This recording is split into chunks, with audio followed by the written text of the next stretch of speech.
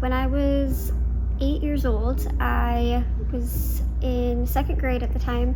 I had got really bad headaches. So they did a CAT scan and found something. They did not tell us what, and sent us to the UW Children's Hospital. When we got there, they put a tube up my nose and saw that it was a tumor there and decided to test it, and it turned out to be cancer. I was in the hospital for about 2 to 3 months after that. They were trying to kind of, my care team was meeting up every week or every so often to kind of decide what to do with a child so young with such rare cancer. So they ended up deciding to do chemotherapy and radiation because the cancer was too close to my brain to surgically remove it. So I did chemo and radiation. It was a Levier rhabdomyosarcoma. It was stage 3. From what the doctors have told my family, is it was 2 centimeters away from my brain. So had it have been 1 more week, I probably would not have been able to fight it off as well as I did. My family said it was a pretty tough situation. I did not have a very large chance of survival because my cancer only had 2 survivors when I got diagnosed. I was the 3rd one. I have a couple of memories. I do get PTSD from certain areas in the hospital when I go there. From radiation, I remember being bolted to the table. They had a mask over my face and they bolted it to the table. And I had to stay there for a couple hours, and I'd have a pretty good rash on my face because I would swell up.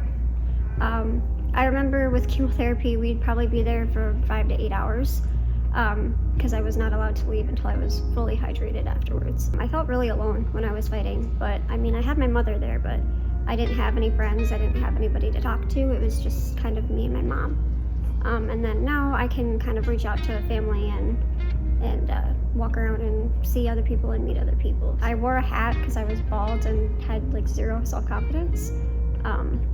I had really supportive friends though, so when it came to about half of a year being there, I finally decided I could take my hat off and walk around. When I was a little younger, I used to do speeches at high schools about childhood cancer and how much awareness really is important. I used to speak at my own high school every year about not only my story, but what happens after cancer, and that there's still a fight continuing on even if you're a survivor. So I guess, in my opinion, I think that it's really important that childhood cancer awareness is a thing because, there's so many children out there that have the same or even a different situation than I did and are still there fighting. I have a lot of side effects because of the radiation and the chemo. So I have really high thyroid really low thyroid and high cholesterol. And so those there's a lot of medications that I have to take, and if I miss a day, I can feel it. I struggled emotionally and mentally. I kind of bottled things in and didn't tell anybody about them because that's kind of what I did with the pain back then. But now that I've gotten the help and the medications that I need, I feel like I'm a lot better for being 15 years later. With awareness, as wearing a gold ribbon or just talking about it, or in September posting about it, it's really important. There's about 1,000 different types of children cancer, and they kind of bottle it all up into one, and it's childhood cancer. So the story afterwards is kind of a big thing too.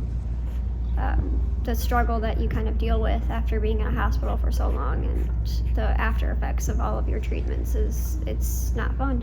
I am officially 15 years in remission. I just finished my last, what they called a Caring for World clinic this year.